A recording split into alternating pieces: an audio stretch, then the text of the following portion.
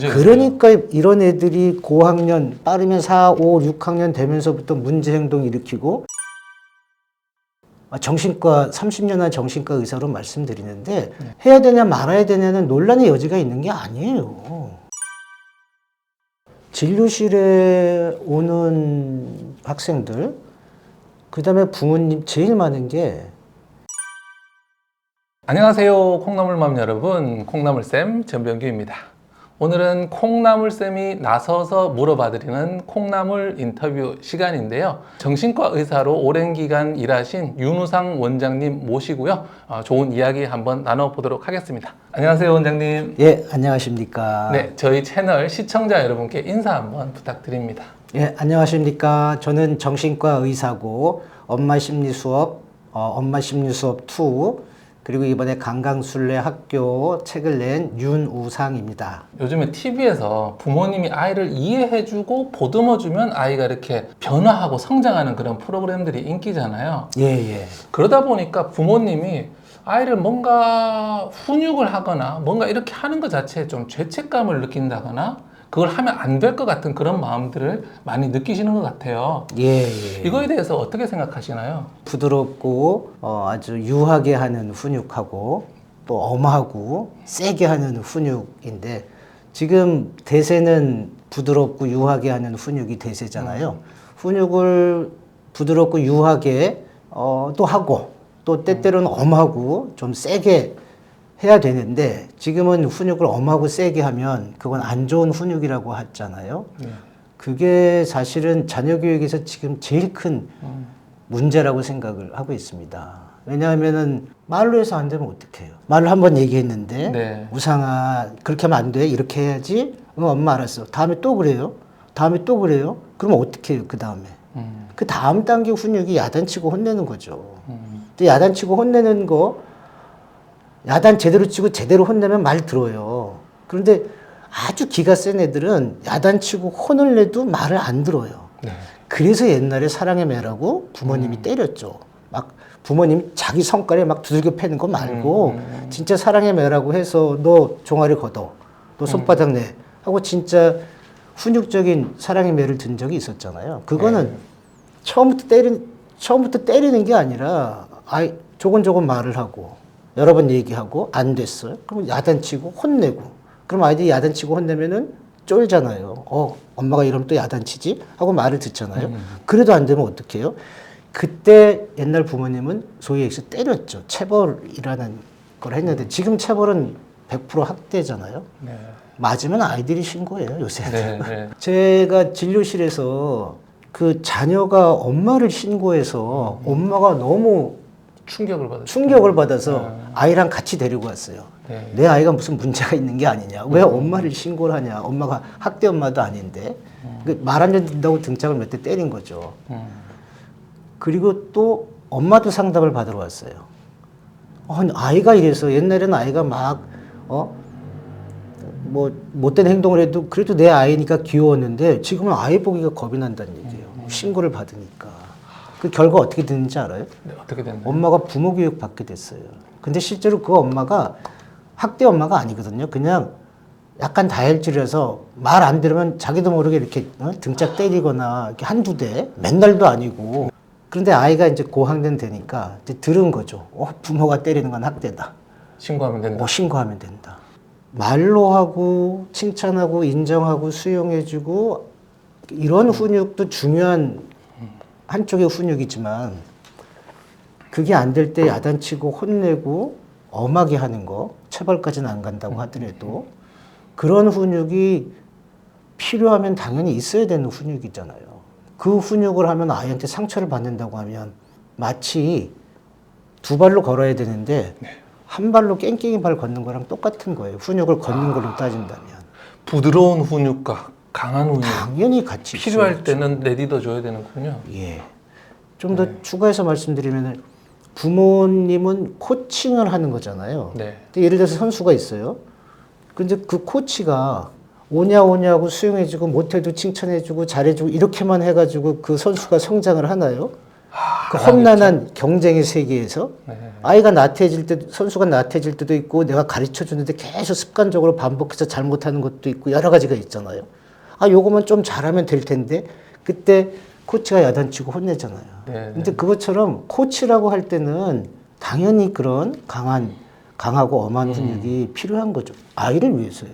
정신과 30년 한 정신과 의사로 말씀드리는데 야단치고 혼내고 하는 강한 엄한 훈육은 해야 되냐 말아야 되냐는 논란의 여지가 있는 게 아니에요.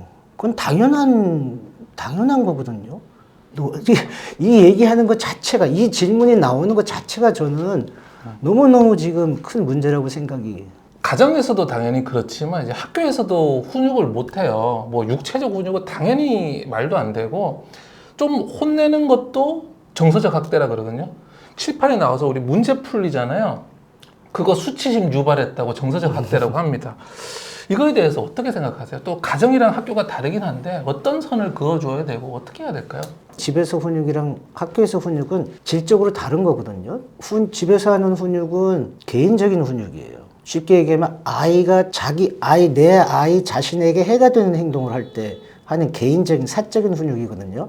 아이가 막 초콜릿을 너무 많이 먹는다, 방을 막 어지러 놓는다, 이를 안 닦는다. 그래서 이 닦으라고 하고 이런 것들은 아이 자신에 대한 훈육이잖아요. 근데 학교에서 훈육은 사회 관계 속에서 문제가 있는 행동, 쉽게 얘기해서 남에게 해가 되는 행동에 대한 훈육을 하는 거예요. 집에서는 80% 이상이 자기 자신에게 해가 되는 행동을 부모가 못하게 하는 거고, 학교에서는 내 아이가 남에게 해가 되는 행동을 못하게 하는 사회적인 훈육이에요. 공적인 훈육. 근데 사회에서 그런 공적인 훈육을 못하게 하면 어떻게 되겠어요? 그러잖아요. 네, 근데 사회생활에 문제가 많이 생기겠네요. 당연하죠. 네. 그러니까 얘네들이 잘못하면 학교에 들어가서 금쪽이라는 게 되는 거예요. 소위 얘기해서 학교 생활에서 금쪽이라고 선생님들이 좀 불안해하는 아이들이 왜 그러냐. 사회적인 훈육이 안 돼 있는 아이들이거든요. 초등학교 1학년 아이들이 어떻게 사회적인 관계를 잘하겠어요. 2학년이 어떻게 잘하겠어요. 특히 1학년 때. 그때 선생님이 야단도 치고 혼도 내고 달래줘서 그때부터 사회적인 관계, 대인관계나 남한테 해를 끼치면 안 되는 이런 행동의 조절력을 키워줘야 되는데 선생님이 사회적 훈육을 못하게 되면 어디서 배워요? 컸을 때가 되게 문제가 그러니까 이런 애들이 고학년, 빠르면 4, 5, 6학년 되면서부터 문제 행동 일으키고 네. 훈육 경험이 없으니까 선생님이 야단을 쳐도 왜 야단 치냐 이렇게 되는 거죠. 내가 뭘 잘못했냐. 왜? 1, 2, 3, 4학년 때 집에서 그런 사회적인 훈육을 못 받았거든요. 진료실에 오는 학생들, 그 다음에 부모님 제일 많은 게, 문제아예요. 행동 컨트롤이 안 되는 거예요. 학교에서 자꾸 문제를 일으키고, 말해도 안 듣고. 그런데 이미 부모님은 그 아이를 컨트롤할 능력이 없어요. 왜? 어렸을 때부터 훈육을 해야지 아이가 경험이 돼서 엄마 아빠 말을 듣는데 나중에 고학년 돼가지고 애가 문제 일으킬 때 그때 갑자기 부모가 야단치고 혼낸다? 안 통한단 안 말이에요. 듣죠, 그러니까 부모가 아이를 데리고 왔을 때 두 손 두 발을 다 놓는 거예요. 그런데 저학년 때 학교에서 그런 사회적 훈육이 부모님이 못했던 훈육을 학교에서 대신 해줬다면 그 아이들이 건강하게 성장할 수 있는 아이인데 그 기회를 다 놓쳐버리는 거예요. 그러니까 4학년 때까지는 좀 문제 행동이 있어도 아이고 우리 애 귀여워 사랑으로 보살펴 주세요 하지만 애들이 5, 6학년 되면 어떻게 돼요? 그때 아이들의 속에 있는 어떤 공격성이 나오는 시기거든요. 우리 쥐가 어느 시기가 되면 그 나무 같은 거 가르잖아요. 일을 강하게 하기 위해서. 그게 성장 과정이거든요. 어떤 공격성을 키우는 거거든요. 그런데 아이들이 5, 6학년 중학교 되면 이런 공격성이 나오는 거예요. 그게 사춘기예요. 근데 훈육이 된 아이들은 그런 게 나왔을 때도 선생님이나 부모가 다시 세게 얘기를 하면 알아차리거든요. 내가 지금 문제 행동이 있구나. 이런 경험이 없는 아이들은 그 공격성이 나올 때 아무도 컨트롤 못 하는 거예요. 학교에서 이렇게 혼나고 왔을 때 부모님이 굉장히 속상하다 이 말이죠. 그래서 속상한 거는 이해가 되는데 또 이거를 항의하시거나 민원을 제기하거나 이게 말씀하신 것처럼 좋은 방법이 아닌데 아이가 혼나고 왔을 때 부모님은 어떻게 생각을 해야 될까요? 어떤 마음가짐으로 아이가 학교에서 혼나고 오는 그거를 받아들여야 될까요? 우선 요것만 먼저 말씀드리고요. 네. 자, 내가 아이가 순해서 유치원 다닐 때까지 순하고 말 잘 들어서 별로 훈육도 안 했어요. 근데 초등학교 들어갔는데 얘가 뭐가 문제가 있다고 선생님이 훈육을 했어요. 부모님이 이해가 안 가죠. 이렇게 네. 순한 애인데 선생님한테 야단을 맞아? 그러잖아요. 아이가 변한다는 생각을 안 해서 그래요. 그 유치원 때 막 친구들이랑 막 장난치고 막 놀아도 유치원 선생님이 야단 치나요? 안 치죠. 오히려 뭐 우상이는 뭐 활발하고 아이가 잘 이렇게 긍정적으로 얘기를 하죠. 네. 유치원 선생님 쟤 나중에 문제 일으킬 거예요. 이렇게 얘기하겠어요? 안 하잖아요. 근데 초등학교 들어가면 어떻게 돼요? 얌전하게 앉아도 있어야 되고 수업 방해 안 해야 되고 순한 아이긴 하지만 또 한 살 더 먹었잖아요. 아이가 변할 수 있다는 것을 먼저 생각하셔야 된다면 선생님이 야단을 칠 때는 뭔가 의미가 있잖아요.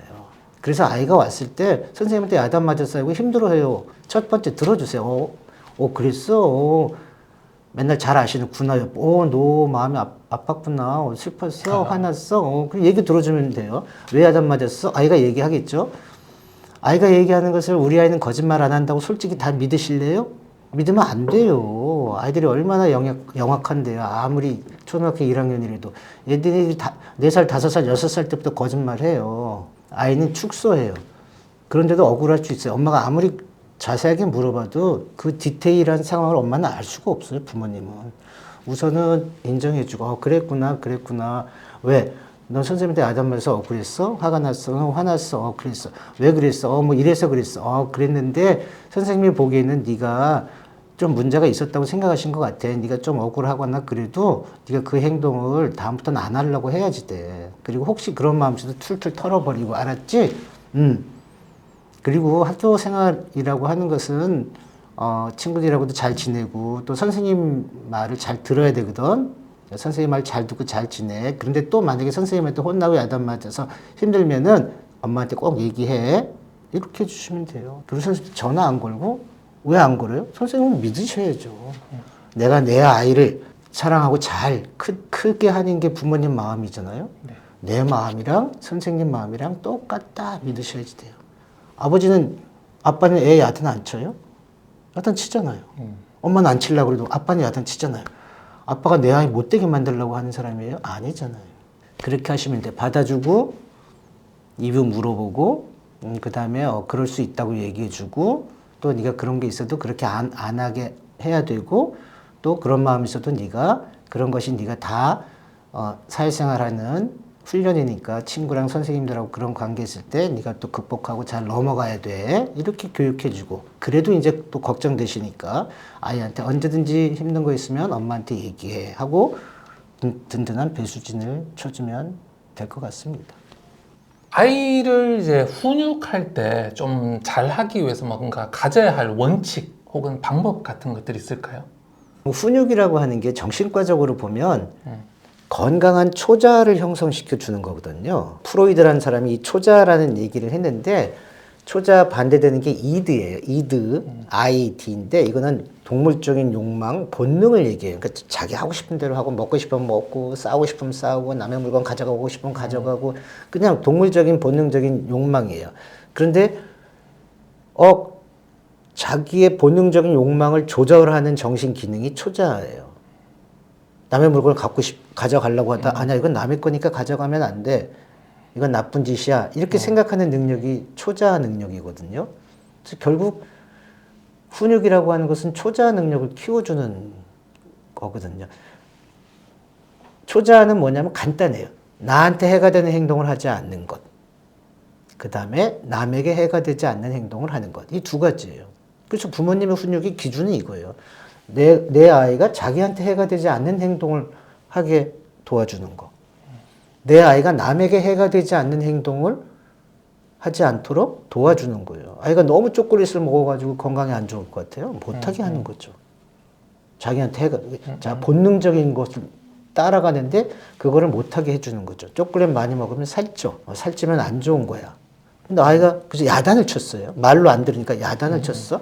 아이가 초콜릿 먹다가 초콜릿 먹으면 엄마한테 혼나지. 아 맞아. 초콜릿 먹으면 내가 살쪄가지고 안 좋다 그랬지. 하고 스스로 안 먹는 능력을 키우는 거예요. 이게 초자 능력이에요. 내가 남의 볼펜을 가지고 왔어요. 엄마가 에이 남의 거 가져면 안 돼. 그러지 마.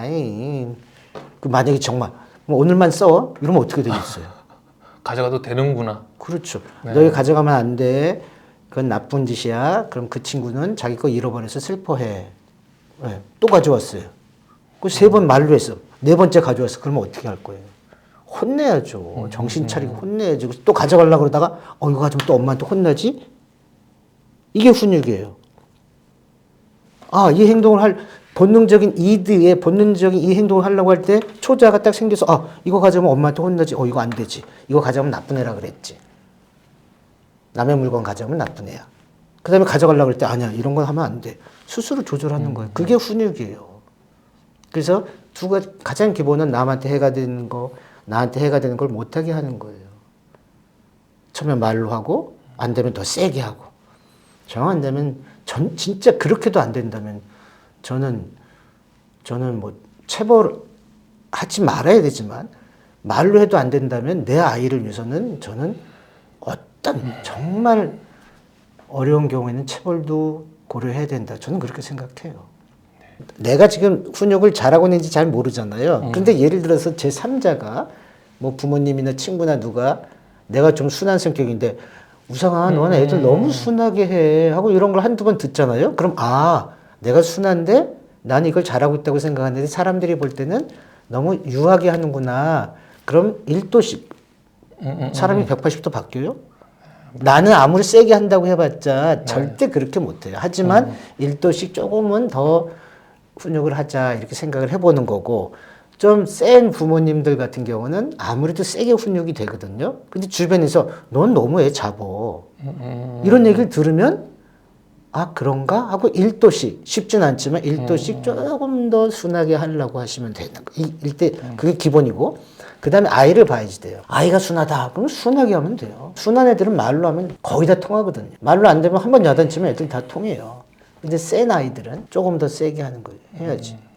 그래서 순한 아이는 조금 더 순하게 하시면 되고 기가 좀 센 아이들은 조금 더 세게 한다. 그래도 쉽지는 않지만 그런 어떤 기본적인 패턴을 가지고 있으면 저는 뭐 괜찮다고 생각이 돼요. 부모가 아이에게 가장 길러줘야 하는 것이 있다면 그게 뭘까요? 그리고 그것을 어떻게 길러주는 게 좋을까요? 부모님마다 뭐 당연히 다르겠죠. 교육 철학과 가치관에 따라 다르겠죠.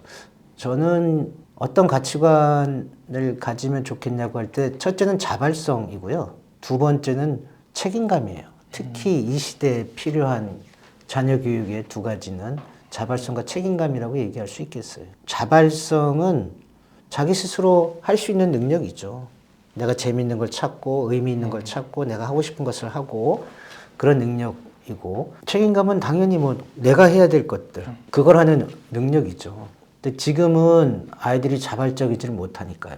부모님들이 너무 과잉보호하고 너무 손을 많이 대고 너무 컨트롤하고 너무 관리를 하다 보니까 아이들이 부모님의 그 관리하에 있으면서 자발성이 많이 떨어져 있어요. 그 다음에 또 부모님이 공부를 우선으로 하고 나머지는 다 부모님들이 해주는 게 많거든요. 아이들이 힘들어하니까 또 짠하니까 또는 제대로 안 하니까 또 뭐 시켜도 잘 못하니까 자꾸 부모님이 해주게 되거든요.